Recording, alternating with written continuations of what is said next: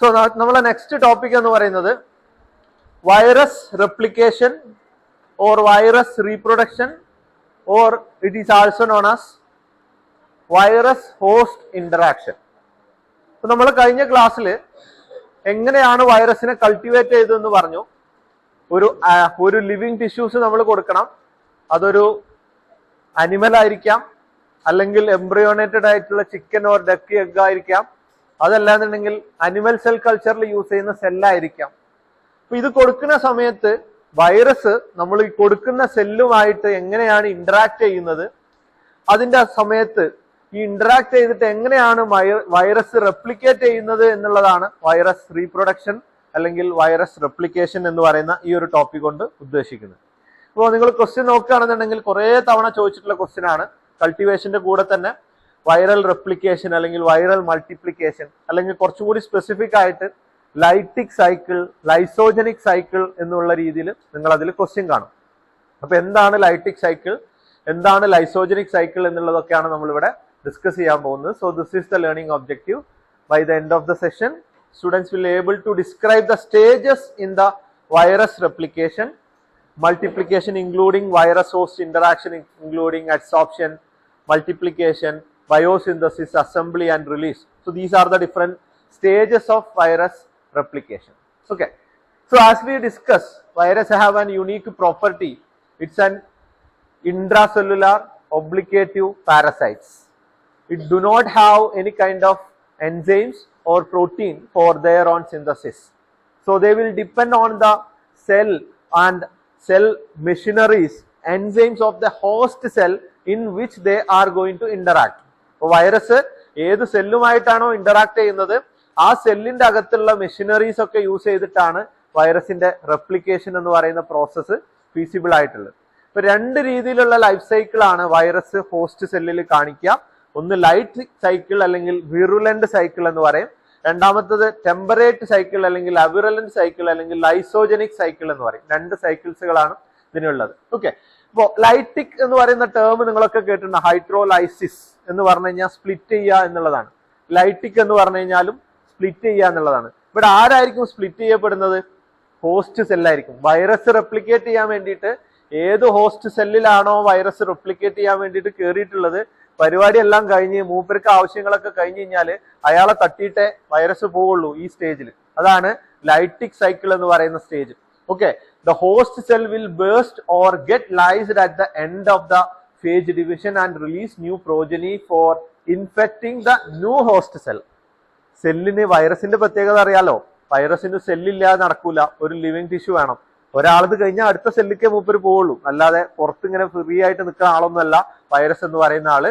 ഒരു സെല്ലിനെ ഡിസ്ട്രോയ് ചെയ്ത് കഴിഞ്ഞ് കഴിഞ്ഞാൽ അത് അടുത്ത സെല്ലിനെ ഇൻഫെക്ട് ചെയ്യാൻ വേണ്ടിയിട്ടാണ് പോവുക. അപ്പൊ അടുത്ത സെല്ലിലും ഈ പറഞ്ഞ പരിപാടി തന്നെ ആയിരിക്കും ചെയ്യുക. എല്ലാ പരിപാടിയും മൾട്ടിപ്ലിക്കേഷൻ ഒക്കെ കഴിഞ്ഞ് കഴിഞ്ഞാൽ ആ സെല്ലിനെ ബേസ്റ്റ് ചെയ്തിട്ടാണ് അടുത്ത സെല്ലിനെ അറ്റാക്ക് ചെയ്യാൻ പോവുക. ഇനി രണ്ടാമത്തെ ടൈപ്പാണ് ടെമ്പറേറ്റ് സൈക്കിൾ അല്ലെങ്കിൽ അവിറലന്റ് സൈക്കിൾ അല്ലെങ്കിൽ ലൈസോജനിക് സൈക്കിൾ എന്നൊരു പേരും കൂടിയുണ്ട്. അപ്പൊ ഇതിൽ എന്താ സംഭവിക്കാന്ന് വെച്ച് കഴിഞ്ഞാൽ അവസാനം മൂപ്പര് ബേസ്റ്റ് ചെയ്യിക്കൊന്നുമല്ല, കില്ല് ചെയ്യും അല്ലെങ്കിൽ ഹോസ്റ്റ് സെല്ലിനെ ഡിസ്ട്രോയ് ചെയ്യൊന്നും ചെയ്യൂല. ഈ പറഞ്ഞ പരിപാടിയൊക്കെ മൂപ്പര് നടത്തും. ഇങ്ങനെ വൈറസ് ഹോസ്റ്റ് സെല്ലിന്റെ അകത്തുള്ള മെഷീനറീസുകൾ എടുക്കും, എൻസൈംസുകൾ എടുക്കും, ഈ പറഞ്ഞ സാധനങ്ങളൊക്കെ യൂസ് ചെയ്തിട്ട് വൈറസിനെ റെപ്ലിക്കേറ്റ് ചെയ്യാനുള്ള എല്ലാ കാര്യങ്ങളും ഹോസ്റ്റ് സെല്ലിന്റെ അകത്തിരുന്ന് ചെയ്യും. ഹോസ്റ്റ് സെല്ലിന്റെ അകത്തിരുന്ന് ചെയ്തിട്ട് അവസാനം വൈറസിന്റെ ജനറ്റിക് മെറ്റീരിയൽ ഹോസ്റ്റ് സെല്ലിന്റെ ജനറ്റിക് മെറ്റീരിയലുമായിട്ട് കമ്പൈൻ ചെയ്ത് ഇങ്ങനെ നിൽക്കും. ഏത് നിമിഷം വേണമെങ്കിലും ഞാൻ നിന്നെ തട്ടാം എന്നുള്ള രീതിയിൽ, കൺട്രോൾ ഏറ്റെടുക്കാം എന്നുള്ള രീതിയിൽ മൂപ്പര് അവിടെ നിൽക്കുന്ന സ്റ്റേജിനെയാണ് നമ്മൾ ലൈസോജനിക് സൈക്കിൾ അല്ലെങ്കിൽ ടെമ്പറേറ്റ് സൈക്കിൾ അല്ലെങ്കിൽ അവിറുലന്റ് സൈക്കിൾ എന്ന് പറയാം. ഓക്കെ, വിറുലന്റ് അല്ല, അതായത് കില്ല് ചെയ്യുന്നില്ല, വൈറസ് ഹോസ്റ്റ് സെല്ലിനെ കില്ല് ചെയ്യുന്നില്ല എന്നുള്ളത് മനസ്സിലാക്കാം. ഓക്കെ, ഇനി ഇതിൽ ഒരു കാര്യം കൂടി ഒന്ന് ഓർത്തു വെക്കാം. നമ്മൾ ഡിഫറെന്റ് ടൈപ്സ് ഓഫ് വൈറസസിനെ പഠിച്ചിട്ടുണ്ടായിരുന്നു. Single standard DNA, double standard DNA, single standard RNA, double standard RNA. ഇങ്ങനെ 4 ടൈപ്പ് വൈറസസുകൾ ഉണ്ടെന്ന് പറഞ്ഞു. ഇതില് ലൈസോജനിക് സൈക്കിളിൽ പോകുന്ന ഒരു വൈറസ് മാത്രമേ ഉള്ളൂ. അത് ഡബിൾ സ്റ്റാൻഡേർഡ് DNA കണ്ടെയ്നിങ് വൈറസസുകൾ മാത്രമാണ്. അപ്പൊ ഡബിൾ സ്റ്റാൻഡേർഡ് DNA വൈറസസുകൾ മാത്രമേ ലൈസോജനിക് സൈക്കിളിലോട്ട് പോവുള്ളൂ. ബാക്കിയുള്ള എല്ലാ വൈറസസുകളും എങ്ങോട്ടാ പോവാ? ലൈറ്റിക് സൈക്കിളിലോട്ടാണ് പോവാ. അവസാനം ഹോസ്റ്റ് സെല്ലിനെ ബേസ്റ്റ് ചെയ്തിട്ടാണ് അത് അടുത്ത സ്റ്റെപ്പിലോട്ട് പോവാം. ഓക്കെ, അപ്പോ ഇനി ഓരോരോ സൈക്കിളായിട്ട് നമ്മൾ നോക്കുകയാണ്. ആദ്യത്തേതാണ് ലൈറ്റിക് സൈക്കിൾ എന്ന് പറയുന്നത്. പേര് പറയുന്ന പോലെ തന്നെ ലൈസിസ് സംഭവിക്കും. ആർക്കാണ് ലൈസിസ് സംഭവിക്കുക? ഹോസ്റ്റ് സെല്ലിനാണ് ലൈസിസ് സംഭവിക്കുക at the end of the multiplication. അപ്പൊ ഇത് യൂഷ്വലി നടക്കുക 3 സ്റ്റെപ്സിലാണ്.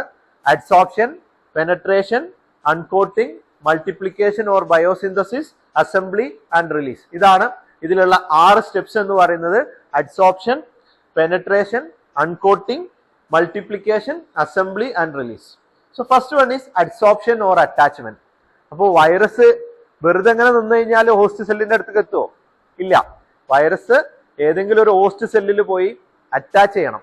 അപ്പോൾ വൈറസിന് നമ്മൾ പഠിച്ച സമയത്ത് കോംപ്ലക്സ് വൈറസ് ആയിട്ടുള്ള ബാക്ടീരിയോഫേജിന് നമ്മൾ പാർട്സുകൾ പറഞ്ഞിട്ടുണ്ടായിരുന്നു. ഏതൊക്കെയായിരുന്നു പാർട്സ് ഉണ്ടായിരുന്നത്? ഒരു ഇക്കോസാഹെഡ്രൽ ഹെഡ് ഉണ്ട്, ഒരു ടൈൽ ഉണ്ട്, ആ ടൈലിന്റെ ഒരു ടൈൽ പിങ് ഉണ്ട്, ഒരു ടൈൽ ഫൈബേഴ്സുകൾ ഉണ്ട്. ഓക്കെ, ഈ ടൈൽ പിങ്ങും ടൈൽ ഫൈബേഴ്സുകളുമാണ് ഇവിടെ റോള് വരുന്ന ആൾക്കാർ. അഡ്സോർപ്ഷൻ എന്ന് പറയുന്ന സ്റ്റെപ്സിന് റോള് വരുന്ന ആൾക്കാർ ആരൊക്കെയാണ്? ടൈൽ പിങ് എന്ന് പറയുന്ന പോർഷനും ടൈൽ ഫൈബർ എന്ന് പറയുന്ന പോർഷനും. ഇപ്പോൾ നമ്മൾ കെമിക്കൽ റിയാക്ഷൻ ഒക്കെ പറഞ്ഞ പോലെ തന്നെ വൈറസ് ആണ്, മൈന്യൂട്ട് ആയിട്ടുള്ള സാധനങ്ങളാണ്, കുറെ അധികം ഹോസ്റ്റ് സെല്ലുകളൊക്കെ ഉണ്ടാവും. ഇത് റാൻഡം ആയിട്ട് കൊളിഷൻ ഇങ്ങനെ നടന്നുകൊണ്ടിരിക്കുന്ന ഒരു സ്റ്റേജിലായിരിക്കും ഉണ്ടാവുക. വൈറസ് കുറെ അധികം ഹോസ്റ്റ് സെല്ലിനുമായിട്ട് ഇങ്ങനെ കൊളൈഡ് ചെയ്തുകൊണ്ടിരിക്കും. ഇങ്ങനെ കൊളൈഡ് ചെയ്ത് കൊടുക്കുന്നതിന്റെ സമയത്തിന്റെ ഇടക്കാണ് ചില വൈറസസുകൾ അതിന്റെ ടൈൽ ഫൈബേഴ്സുകൾ ചിലപ്പോൾ ഏതെങ്കിലും ഒരു ഹോസ്റ്റ് സെല്ലിലൊക്കെ പോയി അറ്റാച്ച് ചെയ്യും. ഇങ്ങനെ അറ്റാച്ച് ചെയ്തു കഴിഞ്ഞാൽ ആ അറ്റാച്ച്മെന്റ് റിവേഴ്സിബിൾ ആണ്. എപ്പോഴാണോ ഈ ബാക്ടീരിയോഫേജിന്റെ ടൈൽ പിങ്സുകൾ ഈ ഹോസ്റ്റ് സെല്ലുമായിട്ട് അറ്റാച്ച് ചെയ്യുന്നത്, അപ്പോഴാണ് അതിന്റെ അറ്റാച്ച്മെന്റ് ഇറിവേഴ്സിബിൾ ആയിട്ട് മാറാം. അപ്പൊ ടൈൽ പിങ്സുകൾ പോയി അറ്റാച്ച് ചെയ്ത് കഴിഞ്ഞാൽ അതൊരു പെർമനന്റ് അറ്റാച്ച്മെന്റ് ആയിരിക്കും. ടൈൽ ഫൈബേഴ്സ് പോയിട്ട് അറ്റാച്ച് ചെയ്യുന്ന സമയത്ത് അതെല്ലാം ഇറിവേഴ്സിബിൾ ആണ്. ഒരു പ്രാവശ്യം അറ്റാച്ച് ചെയ്ത സാധനങ്ങൾ കുറച്ച് കഴിയുന്ന സമയത്ത് ചിലപ്പോൾ പുതിയൊരു ഹോസ്റ്റ് സെല്ലിൽ പോയിട്ട് വീണ്ടും അത് അറ്റാച്ച് ചെയ്യുന്നുണ്ടായിരിക്കാം. ടൈൽ ഫൈബേഴ്സ് ആണ് അറ്റാച്ച് ചെയ്തതെന്നുണ്ടെങ്കിൽ. ഇപ്പൊ ടൈൽ പിങ്സുകൾ അറ്റാച്ച് ചെയ്യുന്ന സമയത്താണ് എന്ത് സംഭവിക്കാം? ഒരു ഇറിവേഴ്സിബിൾ ആയിട്ടുള്ള അറ്റാച്ച്മെന്റ് നടക്കാം. ഓക്കെ, അപ്പൊ ഇതാണ് യൂഷ്വലി നടക്കുന്ന ഒരു അഡ്സോർപ്ഷൻ സ്റ്റേജ് എന്ന് പറയുന്നത്. ടൈൽ ഫൈബേഴ്സ് ചിലപ്പോൾ ചില ഹോസ്റ്റ് സെല്ലിൽ പോയിട്ട് ലാൻഡ് ചെയ്യും. ചില സമയത്ത് ടൈൽ ഫൈബേഴ്സ് പോയി അറ്റാച്ച് ചെയ്യുന്ന സമയത്ത് അത് റിവേഴ്സിബിൾ ആയിരിക്കും. ടൈൽ പിങ്സുകൾ അറ്റാച്ച് ചെയ്യുന്ന സമയത്ത് അതൊരു പെർമനന്റ് അറ്റാച്ച്മെന്റ് ആയിട്ട് മാറും.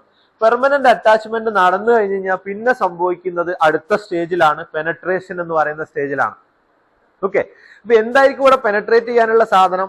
ജെനറ്റിക് മെറ്റീരിയൽ ആണ് പെനട്രേറ്റ് ചെയ്യാനുള്ള സാധനം.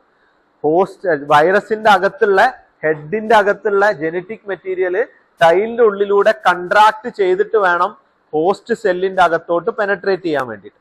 ഓക്കെ, അതാണ് അടുത്ത സ്റ്റേജ് എന്ന് പറയുന്നത്. പെനട്രേഷൻ എന്ന് പറയുന്ന സ്റ്റേജ് ടൈൽ കൺട്രാക്ഷൻ ഒക്കെ നടക്കുന്ന സമയത്ത് ഈ ഹെഡിന്റെ അകത്തുള്ള ന്യൂക്ലിക് മെറ്റീരിയൽ പതുക്കെ വന്നിട്ട് ഈ tile plasma membrane of the bacteria or plasma membrane cell wall of the human cell, ഏതിനാണോ അത് ഹോസ്റ്റ് സെല്ലായിട്ട് എടുക്കുന്നത് അവിടെ പോയിട്ട് അറ്റാച്ച് ചെയ്യും. ഈ സമയത്ത് DNA ഇഞ്ചെക്ട് ചെയ്യുക എന്ന് പറയുന്ന പ്രോസസ്സാണ് മെയിൻ ആയിട്ട് നടക്കുന്നത്. വൈറസിന്റെ അകത്തുള്ള DNA ഹോസ്റ്റ് സെല്ലിന്റെ അകത്തോട്ട് ഇഞ്ചെക്ട് ചെയ്യുക എന്ന് പറയുന്ന പ്രോസസ്സാണ് നടക്കുക. DNA passes through the tube of the tube to the bacterial cytoplasm. Sometimes there will be some phage sheet that will help to contract ഈ ഫൈബേഴ്സ് അല്ലെങ്കിൽ ടൈലിന്റെ മുകളിലുള്ള ഷീറ്റുകളാണ് ഈ ഒരു കൺട്രാക്ഷന് വേണ്ടിയിട്ട് ഹെൽപ്പ് ചെയ്യുന്ന മെയിൻ ആയിട്ടുള്ള പോർഷൻ എന്ന് പറയുന്നത്. നമ്മൾ 2 ടൈപ്പ് വൈറസസിനെ കുറിച്ച് പറഞ്ഞിട്ടുണ്ടായിരുന്നു. ഏതൊക്കെയായിരുന്നു 2 ടൈപ്പ് വൈറസ്? എൻവലപ്ഡ് വൈറസും ഉണ്ടെന്ന് പറഞ്ഞിട്ടുണ്ടായിരുന്നു, നേക്കഡ് വൈറസസും ഉണ്ടെന്ന് പറഞ്ഞിട്ടുണ്ടായിരുന്നു. എൻവലപ്ഡ് വൈറസസ് എന്ന് പറഞ്ഞാൽ എന്തായിരുന്നു? പുറത്തൊരു ലൈപ്പിഡ് ബൈലെയർ ഉണ്ട്. ഈ ലൈപ്പിഡ് ബൈലെയർ ഉണ്ടാവുന്ന സമയത്ത് ഈ ലൈപ്പിഡ് ബൈലെയർ എല്ലാം കൂടി വന്നിട്ട് ഹോസ്റ്റ് സെല്ലിൽ ഫ്യൂസ് ചെയ്യുന്ന രീതിയിലായിരിക്കും അവിടെ അറ്റാച്ച്മെന്റ് നടക്കാം. നേക്കഡ് വൈറസസ് ആണെങ്കിലോ, നോൺ എൻവലപ്ഡ് വൈറസസുകളാണെങ്കിലോ സ്യൂഡോപ്ലാസം എന്നൊക്കെ പറയുന്ന സാധനം ഉണ്ടാവില്ലേ? സ്യൂഡോ, നമ്മൾ അമീബ ഇര പിടിക്കുന്ന രീതിയിലുള്ള എൻഗൾഫന്റ് രീതിയിലാണ് ഈ പറയുന്ന അറ്റാച്ച്മെന്റ് നടക്കാം. ഓക്കെ, നോൺ എൻവലപ്ഡ് വൈറസസുകളാണെന്നുണ്ടെങ്കിൽ എന്താണ് സംഭവിക്കുക? അത് എൻഗൾഫ്മെന്റ്, ഇൻവാജിനേഷൻസ് ഉണ്ടായിട്ടാണ് ഈ പറയുന്ന ജെനറ്റിക് മെറ്റീരിയൽ ട്രാൻസ്ഫർ ചെയ്യുക. ഓക്കെ, അതാണ് പെനട്രേഷൻ എന്ന് പറയുന്ന സ്റ്റേജ്. 3ാമത്തെ സ്റ്റേജ് അൺകോട്ടിംഗ് എന്ന് പറയുന്നതാണ്. എന്തായിരിക്കും ഇവിടെ അൺകോട്ട് ചെയ്യാനുണ്ടാവുക? വൈറസിന്റെ അകത്തുള്ള ജെനറ്റിക് മെറ്റീരിയൽ ഹോസ്റ്റ് സെല്ലിന്റെ അകത്ത് കയറി കഴിഞ്ഞ് കഴിഞ്ഞാൽ ബാക്കിയുള്ള സാധനമാണ് അൺകോട്ട് ചെയ്യാനുണ്ടാവുക. എന്താണ് ബാക്കിയുള്ള സാധനങ്ങൾ എന്ന് പറഞ്ഞു കഴിഞ്ഞാൽ? ആ ക്യാപ്സിഡ് ഉണ്ടായിരിക്കും, ആ പ്ലാസ്മിഡ് അല്ലെങ്കിൽ ലൈപ്പിഡ് ബൈലെയർ ഉണ്ടായിരിക്കും. എൻവലപ്ഡ് വൈറസിന്റെ കേസിലാണെങ്കിൽ ലൈപ്പിഡ് ബൈലെയർ ഉണ്ടാവും. ന്യൂക്ലിയോ ക്യാപ്സിഡിന്റെ അകത്ത് ന്യൂക്ലിക് ആസിഡ് ഓൾറെഡി ഹോസ്റ്റ് സെല്ലിന്റെ അകത്തോട്ട് പോയി, പിന്നെ ക്യാപ്സിഡ് മാത്രമേ ബാക്കി ഉണ്ടാവുള്ളൂ. ഈ ക്യാപ്സിഡിനെ റിമൂവ് ചെയ്യുന്ന ഈ പ്രോസസ്സിനെ പറയുന്ന പേരാണ് അൺകോട്ടിംഗ് എന്ന് പറയുന്നത്. Physical separation of nucleic acid from outer structural components and capsid so that the nucleic capsid will be released in to the host cell.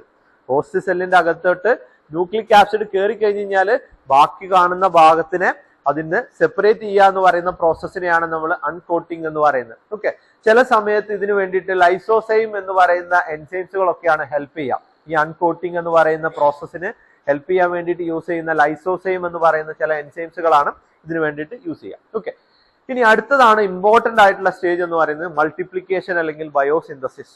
ആരുടെ മൾട്ടിപ്ലിക്കേഷനെ കുറിച്ചായിരിക്കും നമ്മളിവിടെ ഡിസ്കസ് ചെയ്യുന്നുണ്ടാവുക? സ്വാഭാവികമായിട്ടും വൈറസിന്റെ മൾട്ടിപ്ലിക്കേഷനെ കുറിച്ചിട്ടാണ്. അപ്പൊ വൈറസിന് മൾട്ടിപ്ലൈ ചെയ്യാൻ വേണ്ടി വൈറസ് മൊത്തമായിട്ട് ഇതിന്റെ അകത്തോട്ട് കയറിയോ? ഇല്ല. പിന്നെ എന്താ കയറിയിട്ടുള്ളത്? ന്യൂക്ലിക് ആസിഡ്, ജനറ്റിക് മെറ്റീരിയൽ മാത്രമേ കയറിയിട്ടുള്ളൂ. അപ്പൊ ആദ്യം തന്നെ വൈറസിന്റെ ന്യൂക്ലിക് ആസിഡ് ചെയ്യാൻ പോകുന്ന പരിപാടി എന്താന്ന് വെച്ച് കഴിഞ്ഞാൽ ഹോസ്റ്റ് സെല്ലിന്റെ ന്യൂക്ലിക് ആസിഡിനെ ഡീഗ്രേഡ് ചെയ്യുക എന്നുള്ളതാണ്. അപ്പൊ നമുക്കറിയാം ഏതൊരു സെല്ലിന്റെ അകത്തും സെല്ലിന്റെ കംപ്ലീറ്റ് ഫംഗ്ഷനെ കൺട്രോൾ ചെയ്യുന്ന ആരാണ്? DNA ആണ്. അപ്പോ ഹോസ്റ്റ് സെല്ലിന്റെ കൺട്രോൾ ചെയ്യുന്ന DNA ആയിട്ടുള്ള ഹോസ്റ്റ് സെല്ലിന്റെ DNA ആര് ഡീഗ്രേഡ് ചെയ്യും? ഈ വന്നിട്ടുള്ള വൈറസിന്റെ ന്യൂക്ലിക് ആസിഡ് ഡീഗ്രേഡ് ചെയ്യും. ഡീഗ്രേഡ് ചെയ്ത് കഴിഞ്ഞാൽ സ്വാഭാവികമായിട്ട് എന്ത് സംഭവിക്കും? വൈറസിന്റെ രീതിയിലായിരിക്കും, വൈറസിന് ആവശ്യമായിട്ടുള്ള രീതിയിലായിരിക്കും ഹോസ്റ്റ് സെല്ലിന്റെ എല്ലാ വർക്കിങ്ങും കാര്യങ്ങളും നടക്കാം. ഹോസ്റ്റ് സെല്ലിന്റെ അകത്തുള്ള എല്ലാ എൻസൈംസുകളും വൈറസിന് ആവശ്യമായിട്ടുള്ള പ്രോട്ടീൻസുകൾ ഉണ്ടാക്കാനും വൈറസിന് ആവശ്യമായിട്ടുള്ള എൻസൈംസുകൾ ഉണ്ടാക്കാനും വൈറസിന് ആവശ്യമായിട്ടുള്ള സ്ട്രക്ചറൽ തിങ്സുകൾ ഉണ്ടാക്കാൻ വേണ്ടിയിട്ടും. വൈറസിന്റെ സ്ട്രക്ചറൽ തിങ്സ് എന്ന് പറഞ്ഞാൽ എന്തൊക്കെയായിരുന്നു നമുക്ക് പഠിച്ചിട്ടുണ്ടായിരുന്നത്? ഇക്കോസാഹെഡ്രൽ ഹെഡ് ഉണ്ടായിരുന്നു, ഒരു ടൈൽ ഉണ്ടായിരുന്നു, ടൈൽ ഫൈബേഴ്സ് ഉണ്ടായിരുന്നു, ന്യൂക്ലിക് ആസിഡ് ഉണ്ടായിരുന്നു. ഇത്രയും സാധനം ഹോസ്റ്റ് സെല്ലിന്റെ അകത്ത് വെച്ച് ഹോസ്റ്റ് സെല്ലിന്റെ മെഷീനറീസ് യൂസ് ചെയ്തിട്ട് ഹോസ്റ്റ് സെല്ലിന്റെ എൻസൈംസുകൾ യൂസ് ചെയ്തിട്ട് ഹോസ്റ്റ് സെല്ലിന്റെ റൈബോസോം യൂസ് ചെയ്തിട്ട് വൈറസിന് ആവശ്യമായിട്ടുള്ള പ്രോട്ടീൻസുകളും വൈറസിന് ആവശ്യമായിട്ടുള്ള ന്യൂക്ലിക് ആസിഡുകളും ഒക്കെ ഉണ്ടാക്കും. ഓക്കെ, അപ്പൊ ഇവിടെ ആദ്യം തന്നെ ചെയ്യുന്നത് വൈറസിന്റെ ആദ്യം തന്നെ വന്നിട്ട് ഹോസ്റ്റ് സെല്ലിന്റെ റെപ്ലിക്കേഷനെ സ്റ്റോപ്പ് ചെയ്യും. ഹോസ്റ്റ് സെല്ലിന്റെ റെപ്ലിക്കേഷനെ സ്റ്റോപ്പ് ചെയ്യും. റെപ്ലിക്കേഷനെ സ്റ്റോപ്പ് ചെയ്തതിനു ശേഷം വൈറസിന്റെ mRNA, മെസ്സഞ്ചർ RNA, വൈറസിന്റെ ന്യൂക്ലിക് ആസിഡ്, ഒരു എൻസൈം ന്യൂക്ലിയേസ് എന്ന് പറയുന്ന ഒരു എൻസൈം റിലീസ് ചെയ്തിട്ട് അത് ഹോസ്റ്റ് സെല്ലിന്റെ DNA സ്മോൾ ഫ്രാഗ്മെന്റുകളായിട്ട് മാറും. അപ്പോൾ ഹോസ്റ്റ് സെല്ലിന് സ്വന്തമായിട്ട് DNA ഇല്ലാത്തൊരവസ്ഥ വന്നു. അപ്പൊ ഇനി ട്രാൻസ്ക്രിപ്ഷൻ ഒക്കെ നടന്നിട്ട് RNA പോളിമറേസ് എന്ന് പറയുന്ന ഒരു എൻസൈം ഒക്കെ ഉണ്ടാക്കി വൈറസിന് ആവശ്യമായിട്ടുള്ള വൈറസിന്റെ ന്യൂക്ലിക് ആസിഡിന്റെ സിന്തസിസ് ഉണ്ടാക്കും. അതിനുശേഷം അത് വൈറസിന്റെ ഓരോരോ പാർട്ടുകളായിട്ട് ഹെഡ്, ടൈല്, അങ്ങനെയുള്ള ഡിഫറെന്റ് പ്രോട്ടീൻ സ്ട്രക്ചർ കൊണ്ട് ഉണ്ടാക്കേണ്ട പല പ്രോട്ടീൻ സാധനങ്ങളും ഹോസ്റ്റ് സെല്ലിന്റെ റൈബോസോംസുകൾ യൂസ് ചെയ്തിട്ടും ഹോസ്റ്റ് സെല്ലിന്റെ എൻസൈംസുകൾ യൂസ് ചെയ്തിട്ടും വൈറസിന്റെ ഡിഫറെന്റ് ബോഡി പാർട്സുകൾ ഉണ്ടാക്കാൻ തുടങ്ങും. ഓക്കെ, അപ്പൊ ഇതാണ് ഒരു പിക്ചോറിയൽ ആയിട്ട് നമ്മൾ റെപ്രസെന്റ് ചെയ്യേണ്ടത്. അറ്റാച്ച് ചെയ്യും, അറ്റാച്ച് ചെയ്ത് കഴിഞ്ഞ് കഴിഞ്ഞാൽ ഇൻജെക്ട് ചെയ്യും, ഇൻജെക്ട് ചെയ്ത് കഴിഞ്ഞ് കഴിഞ്ഞാൽ ആ വൈറസിന്റെ mRNA, മെസ്സഞ്ചർ RNA ഇതിന്റെ അകത്തുള്ള ഹോസ്റ്റിന്റെ RNA ഡീഗ്രേഡ് ചെയ്ത് കളയും. ഡീഗ്രേഡ് ചെയ്ത് കളഞ്ഞു കഴിഞ്ഞാൽ വൈറസിന്റെ mRNA അതിനെ റെപ്ലിക്കേറ്റ് ചെയ്തെടുക്കും. അതിനുശേഷം വൈറസിന്റെ ഡിഫറെന്റ് ആയിട്ടുള്ള ബോഡി പാർട്ടുകൾ സെപ്പറേറ്റ് ആയിട്ടാണ് ഉണ്ടാക്കുക. ഓക്കെ, ഒറ്റയടിക്ക് ഒരു വൈറസ് ആക്കിയിട്ടല്ല ഉണ്ടാക്കുക. ഹെഡ് സെപ്പറേറ്റ് ആയിട്ട് സിന്തസിസ് ചെയ്യും, ടെയില് സെപ്പറേറ്റ് ആയിട്ട് സിന്തസിസ് ചെയ്യും, ന്യൂക്ലിക് ആസിഡ് സെപ്പറേറ്റ് ആയിട്ട് സിന്തസിസ് ചെയ്യും എന്നുള്ളതാണ് അടുത്ത സ്റ്റെപ്പ് എന്ന് പറയുന്നത്.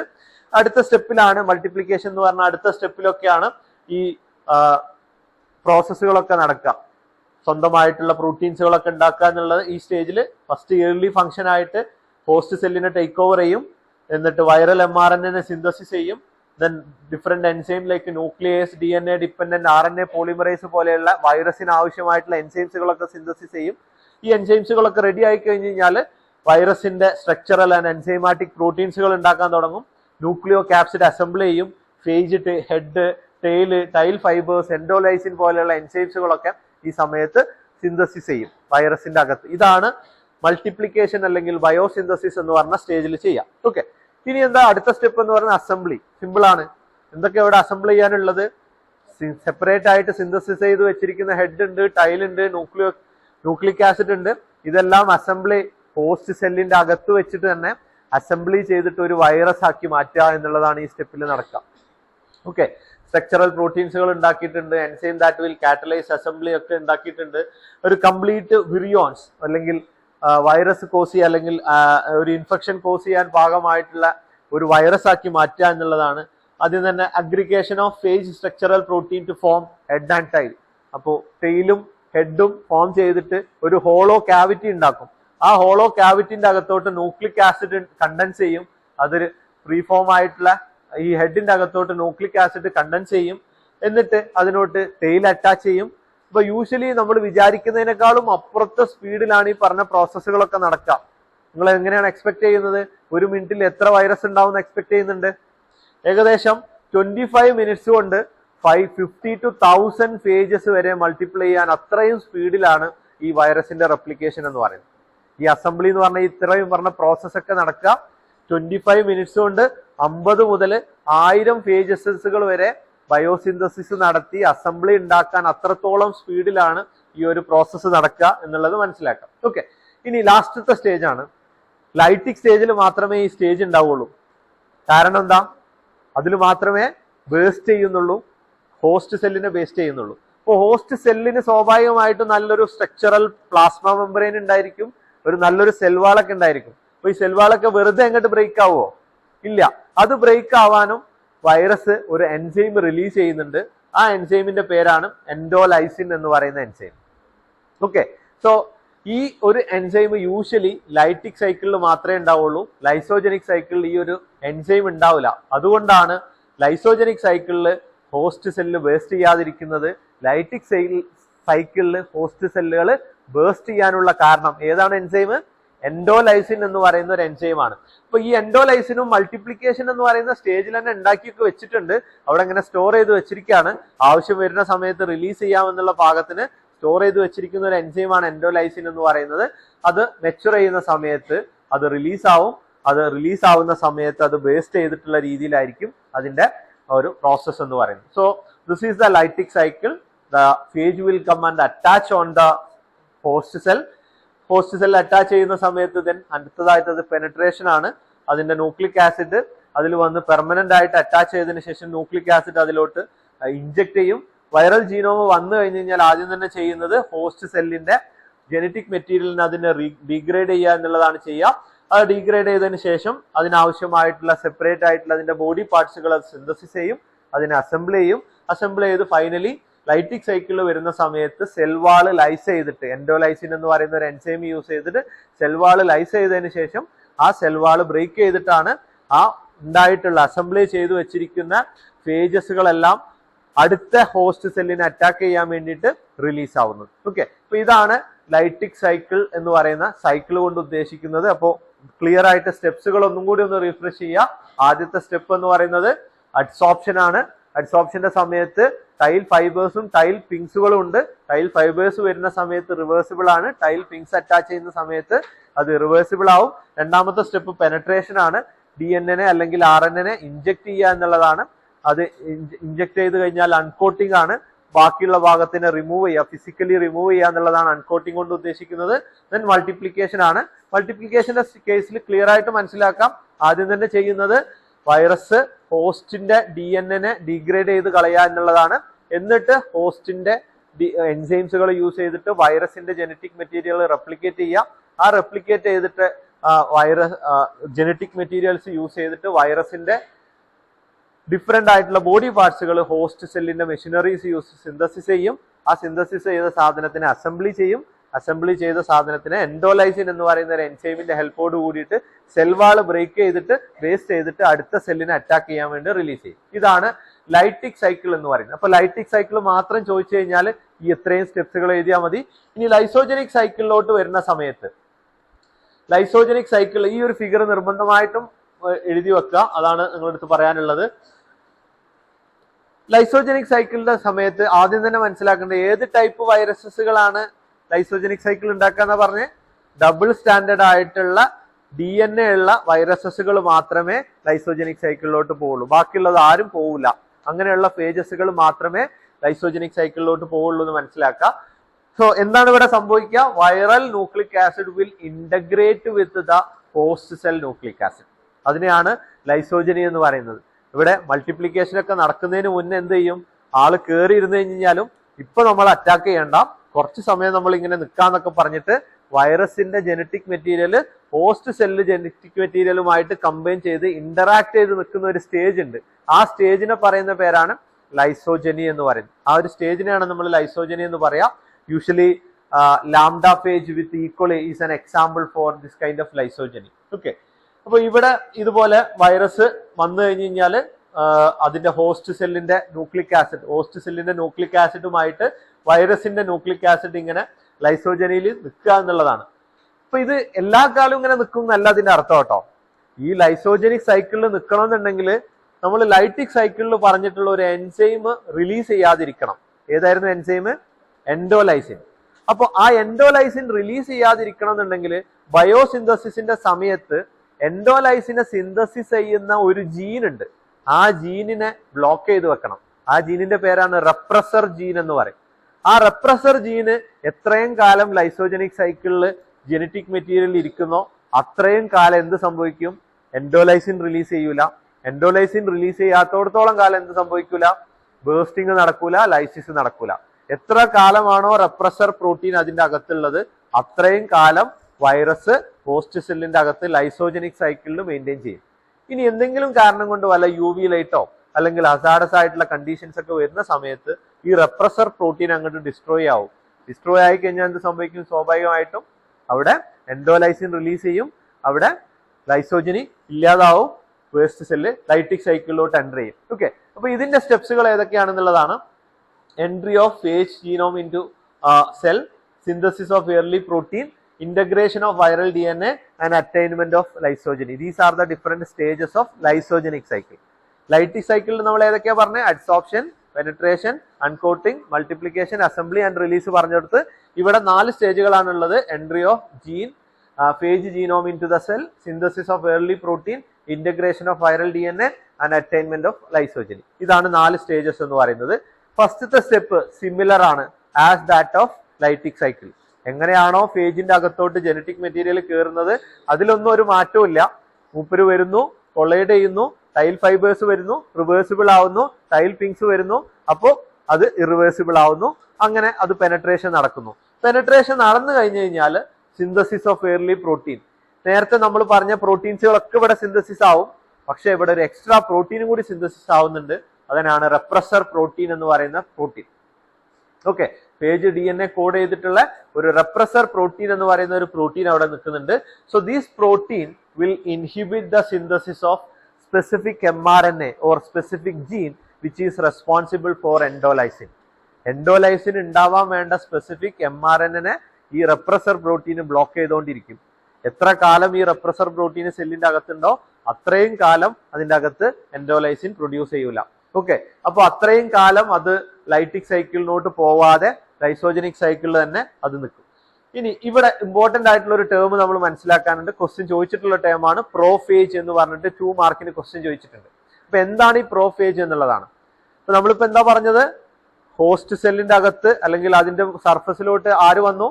വൈറസ് വന്നു, അറ്റാച്ച് ചെയ്തു, പെനട്രേറ്റ് ചെയ്തിട്ട് വൈറസിന്റെ ജനറ്റിക് മെറ്റീരിയൽ ഹോസ്റ്റ് സെല്ലിന്റെ ജനറ്റിക് മെറ്റീരിയലുമായിട്ട് ഇന്റഗ്രേറ്റ് ചെയ്ത് നിന്നു. ഇങ്ങനെ ഇന്റഗ്രേറ്റ് ചെയ്ത് നിൽക്കുന്ന ആ ഒരു സാധനത്തിനെ വിളിക്കുന്ന പേരാണ് പ്രോഫേജ് എന്ന് പറയുന്നത്. പ്രോഫേജ് എന്ന് പറയുന്നത് okay, viral genome joined with the bacterial DNA is called as prophage. Prophage is a dormant or inactive form of bacteriophage genome that is integrated with the bacterial chromosome. ഇത് ടെക്സ്റ്റിൽ നോട്ടിൽ ഉണ്ടാവില്ല, ഒന്ന് എക്സ്ട്രാ ആഡ് ചെയ്തോളൂ കേട്ടോ. ആ term എന്താണ് define ചെയ്യാൻ പറ്റുന്ന രീതിയിൽ ആ ഒരു സെന്റൻസ് എഴുതി വെച്ചോളൂ. ബ്രാക്കറ്റിൽ എഴുതി വെച്ചിട്ടുള്ളത് prophage is a dormant or inactive form of bacteriophage genome that is integrated in to the bacterial chromosome during lysogenic cycle. ഇപ്പൊ ലൈസോജനിക് സൈക്കിൾ ഉണ്ടാവുന്ന സമയത്ത് ബാക്ടീരിയന്റെ ജനറ്റിക് മെറ്റീരിയലുമായിട്ട് കമ്പൈൻ ചെയ്ത് നിൽക്കുന്ന ഫേജിന്റെ ജീനോമിനെ പറയുന്ന പേരാണ് പ്രോഫേജ് എന്ന് പറയുന്നത്. ഓക്കെ, ആ ജീനോമിനെ പറയുന്ന പേരാണ് പ്രോഫേജ് എന്ന് പറയുന്നത്. Dormant or inactive form of bacteriophage genome that is integrated into the bacterial chromosome during lysogenic cycle. Okay, so ഇതാണ് യൂഷ്വലി നടക്കുന്ന ലൈസോജനി എന്ന് പറയുന്നത്. ഹോസ്റ്റ് സെല്ലിന്റെ DNA-യുമായിട്ട് വൈറസിന്റെ DNA അല്ലെങ്കിൽ ജനറ്റിക് മെറ്റീരിയൽ ഇന്റഗ്രേറ്റ് ചെയ്ത് നിൽക്കുന്ന അവസ്ഥനെയാണ് നമ്മൾ ലൈസോജനി എന്ന് പറയുന്നത്. അങ്ങനെ ഇന്റഗ്രേറ്റ് ചെയ്ത് നിൽക്കുന്ന ഫേജിന്റെ ജീനോമിനെയാണ് പ്രോഫേജ് എന്ന് പറയുന്ന ടേം കൊണ്ട് ഉദ്ദേശിക്കുന്നത്. പ്രോഫേജ് എന്ന് പറയുന്ന ടേം കൊണ്ട് ഉദ്ദേശിക്കുന്നത്. Okay, integration of viral DNA with the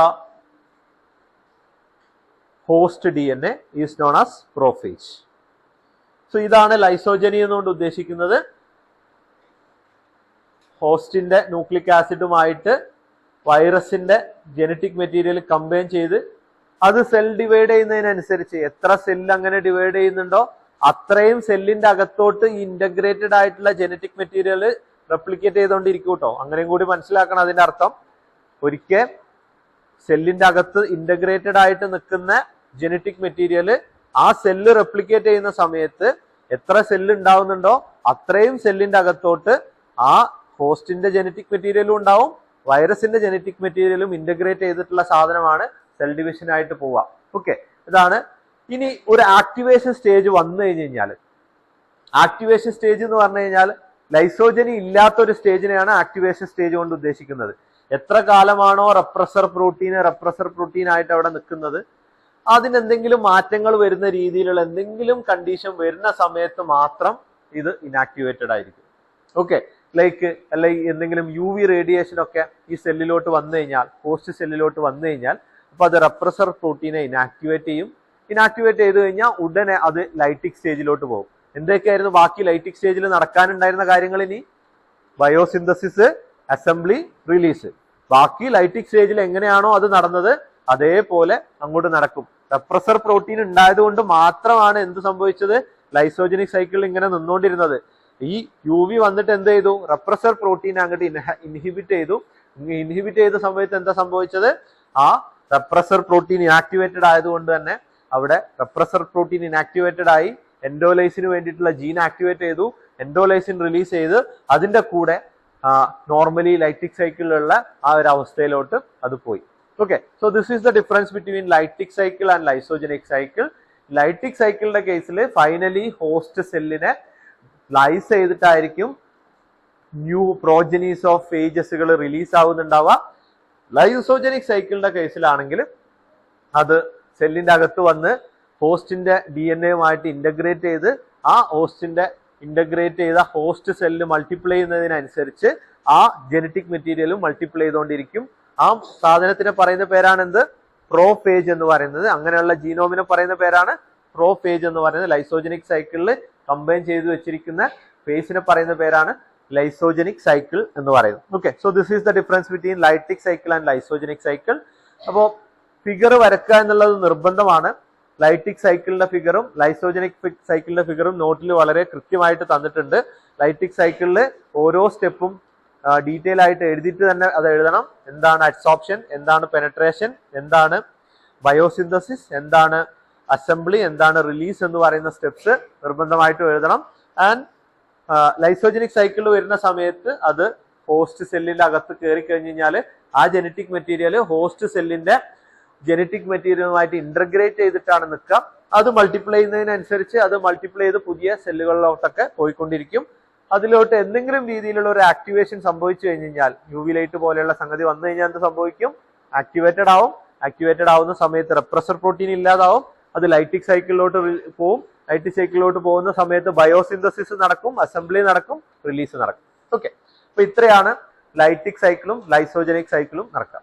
ഇനി വളരെ ചുരുക്കം സമയത്ത് നടക്കുന്ന ഒരു പരിപാടിയാണ് നോൺ ഇന്റഗ്രേറ്റഡ് ലൈസോജനി എന്ന് പറയും. നോൺ ഇന്റഗ്രേറ്റഡ് ലൈസോജനി അതെന്തായിരിക്കും, പേര് പറയുന്ന പോലെ തന്നെ അതിന്റെ അകത്ത് കടന്നിട്ടുണ്ട്. ആര്, വൈറസിന്റെ ജീനോമ് സെല്ലിന്റെ അകത്ത് കടന്നിട്ടുണ്ട്. പക്ഷെ അത് സെപ്പറേറ്റ് ആയിട്ട് അങ്ങനെ നിൽക്കുകയാണ്. അത് ഹോസ്റ്റ് സെല്ലിന്റെ ജനറ്റിക് മെറ്റീരിയലുമായിട്ട് കമ്പൈൻ ചെയ്യാതെ നിൽക്കുന്ന സമയത്ത് അതിനെ പറയുന്ന അവസ്ഥയാണ് നോൺ ഇന്റഗ്രേറ്റഡ് ലൈസോജനി എന്ന് പറയുന്നത്. Does not take place with the bacterial. അപ്പൊ അങ്ങനെ ഉണ്ടാവുന്ന ജനറ്റിക് മെറ്റീരിയലിനുള്ള ഒരു എക്സാമ്പിൾ ആണ് പ്ലാസ്മിഡ് എന്ന് പറയുന്നത്. പ്ലാസ്മിഡ് നമ്മൾ മുന്നേ പഠിച്ചിട്ടുണ്ടായിരുന്നു. It's an extrachromosomal genetic material. ഇങ്ങനെയാണ് എക്സ്ട്രാ ക്രോമസോമൽ ജനറ്റിക് മെറ്റീരിയൽ ബാക്ടീരിയന്റെ സെല്ലിന്റെ അകത്തോട്ടൊക്കെ വരുന്നത്. ഓക്കെ, ചില വൈറസിന്റെ ജനറ്റിക് മെറ്റീരിയൽ ഹോസ്റ്റ് സെല്ലിന്റെ ജനറ്റിക് മെറ്റീരിയലിന്റെ അകത്ത് കടന്നാൽ പോലും, അല്ലെങ്കിൽ ഹോസ്റ്റ് സെല്ലിന്റെ അകത്ത് കടന്നാൽ പോലും ഹോസ്റ്റ് സെല്ലിന്റെ ജനറ്റിക് മെറ്റീരിയലുമായിട്ട് കമ്പൈൻ ചെയ്യാത്ത രീതിയിൽ സെപ്പറേറ്റ് ആയിട്ടുള്ള ഒരു ജനറ്റിക് മെറ്റീരിയൽ ആയിട്ട് തന്നെ നിൽക്കും. അങ്ങനെ നിൽക്കുന്ന സാധനത്തിന് പറയുന്ന പേരാണ് പ്ലാസ്മിഡ് എന്ന് പറയുന്നത്. ഇൻഡിപെൻഡന്റ്ലി റെപ്ലിക്കേറ്റിംഗ് സർക്കുലർ DNA ആണ് പ്ലാസ്മിഡ് എന്ന് പറയുന്നത്. ഫസ്റ്റ് യൂണിറ്റിൽ നമ്മൾ ഡീറ്റെയിൽ ആയിട്ട് പഠിച്ചു. ഇനി 6th സെമസ്റ്ററിൽ നമ്മൾ ബയോടെക്നോളജിയിൽ റീകോമ്പിനന്റ് DNA ടെക്നോളജി എന്ന് പറയുന്ന ഒരു ചാപ്റ്റർ പഠിക്കുന്ന സമയത്ത് ഈ പ്ലാസ്മിഡ് വെച്ചിട്ടാണ് ബാക്കിയുള്ള കാര്യങ്ങളൊക്കെ ചെയ്യാം. ഈ എക്സ്ട്രാ ക്രോമസോമൽ മെറ്റീരിയൽ യൂസ് ചെയ്തിട്ടാണ് ജനറ്റിക് മെറ്റീരിയൽ, ഇൻസുലിൻ ഉണ്ടാക്കാൻ വേണ്ടിയിട്ട്, ഗ്രോത്ത് ഹോർമോൺസ് ഉണ്ടാക്കാൻ വേണ്ടിയിട്ട്, ഇങ്ങനെ കുറെ എൻസൈംസുകളൊക്കെ ഉണ്ടാക്കാനൊക്കെ വേണ്ടിയിട്ട് റീകോമ്പിനന്റ് DNA ടെക്നോളജിയിൽ നമ്മൾ യൂസ് ചെയ്യുന്ന ഒരു ഇമ്പോർട്ടന്റ് ആയിട്ടുള്ള ജനറ്റിക് മെറ്റീരിയൽ ആണ് പ്ലാസ്മിഡ് എന്ന് പറയുന്നത്. ഇന്റഗ്രേറ്റ് ചെയ്യാതെ നിൽക്കുന്ന, ഇൻഡിപെൻഡന്റ് ആയിട്ട് നിൽക്കുന്ന ജനറ്റിക് മെറ്റീരിയലിനെയാണ് നമ്മൾ പ്ലാസ്മിഡ് എന്ന് പറയാം. Okay, so that is the genetic അല്ലെങ്കിൽ virus reproduction or virus replication or virus host interaction. ഈ 3 രീതിയിലും ക്വസ്റ്റ്യൻ ചോദിക്കാം. വൈറസ് റീപ്രൊഡക്ഷൻ ചോദിക്കാം, വൈറസ് റെപ്ലിക്കേഷൻ ചോദിക്കാം, വൈറസ് ഹോസ്റ്റ് ഇന്ററാക്ഷൻ എന്ന് ചോദിക്കാം, അല്ലെങ്കിൽ ക്വസ്റ്റ്യൻ ലൈറ്റിക് സൈക്കിൾ അല്ലെങ്കിൽ ഐസോജനിക് സൈക്കിൾ എന്നുള്ള രീതിയിൽ ക്വസ്റ്റ്യൻ ചോദിക്കാം. Okay, so these are the questions from the virus. Total ആയിട്ട് നമ്മൾ വൈറസ് ഇവിടെ വൈൻഡ് അപ്പ് ചെയ്യാണ്. This is the end of the topic virus. So method of cultivation of virus കുറെ പ്രാവശ്യം ചോദിച്ചിട്ടുള്ള എക്സാം ആണ്, കുറെ പ്രാവശ്യം ചോദിച്ചിട്ടുള്ളതാണ്, എക്സാമിന് ചോദിച്ചിട്ടുള്ളതാണ്. Method of reproduction of bacteriophage with diagram. അങ്ങനെ ചോദിച്ചു കഴിഞ്ഞാൽ എന്താ എഴുതാം? Method of reproduction of bacteriophage with diagram. എന്താണ് ആൻസർ ചെയ്ത? വൈറസിന്റെ റെപ്ലിക്കേഷൻ അല്ലെങ്കിൽ റീപ്രൊഡക്ഷൻ. നമ്മളിപ്പോ പറഞ്ഞ സാധനമാണ്. നമ്മൾ വരച്ചിട്ടുള്ള വൈറസുകളൊക്കെ ബാക്ടീരിയോഫേജിന്റെ സ്ട്രക്ചർ വെച്ചിട്ടാണ് വരച്ചത്. അതന്നെയാണ് ക്വസ്റ്റ്യൻ ചോദിച്ചത്. ഡയറക്റ്റ് ആയിട്ട് വൈറസിന് പകരം ബാക്ടീരിയോഫേജ് എന്ന് പറയുന്ന ഒരു ടേം യൂസ് ചെയ്തു. മനഃപൂർവ്വമാണ്, കൺഫ്യൂസ് ചെയ്യിക്കാൻ വേണ്ടിയിട്ടാണ്. ബാക്ടീരിയ എന്നൊരു ടേം കേൾക്കുന്ന സമയത്ത് ബാക്ടീരിയയുമായിട്ട് ബന്ധപ്പെട്ടിട്ട് എന്തെങ്കിലുമൊക്കെ നിങ്ങൾ എഴുതണം എന്ന് വിചാരിച്ചിട്ട് തന്നെയാണ് ബാക്ടീരിയോഫേജ് എന്ന് ചോദിക്കുന്നത്. അങ്ങനെ ചോദിക്കുമ്പോൾ മനസ്സിലാക്കുക, ബാക്ടീരിയോഫേജ് എന്ന് പറഞ്ഞു കഴിഞ്ഞാൽ ബാക്ടീരിയനെ ഈറ്റ് ചെയ്യുന്ന ഒരു വൈറസ് ആണ്, കോംപ്ലക്സ് വൈറസ് ആണ്. വൈറസിന്റെ റീപ്രൊഡക്ഷൻ ആണ് ചോദിച്ചിട്ടുള്ളത്.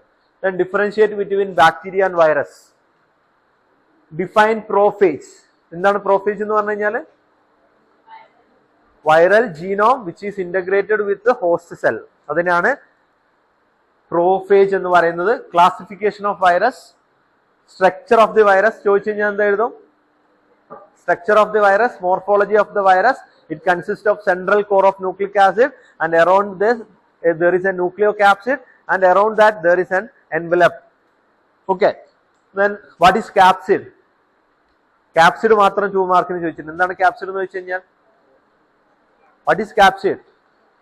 വൈറസിന്റെ ഹെഡ് ഫോം ചെയ്യുന്ന അല്ലെങ്കിൽ ന്യൂക്ലിക് ആസിഡിന്റെ ചുറ്റും വരുന്ന കാപ്സോമിയർ കമ്പൈൻ ചെയ്തു വരുന്ന സ്ട്രക്ചറിനെയാണ് capsid എന്ന് പറയാ. It may be icosahedral symmetry or may be helical symmetry. Okay, then lytic cycle of viral replication, lytic and lysogenic phases of viral replication, 2 enumeration methods of virus cultivation. Two methods for virus cultivation or enumerate method of virus cultivation. എന്തായിരിക്കും എഴുതാ? enumerate എന്ന് പറഞ്ഞാൽ എന്താണ്?